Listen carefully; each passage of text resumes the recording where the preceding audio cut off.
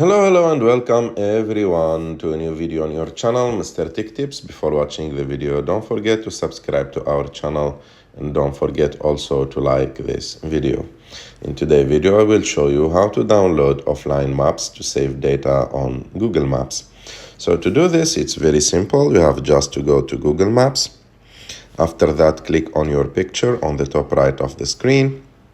After that, go to Offline Maps. And as you can see, I have already downloaded a map before. So what you should do is select your own map. And here you can choose what map do you want to download exactly and which part of the map you want to download. For example, I will choose like this one, for example, I will choose only this. And after that, you have to click on download.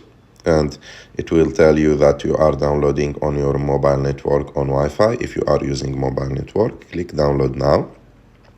And it will start downloading directly. And after that, that map that you will download, you will find it. As you can see, it's downloaded. And as you can see, it's like the first one. Like I can do anything I want with it. I can update it, rename it, or delete it. And that's it. I hope that you like this video. If you like this video, don't forget to subscribe to our channel to like this video and see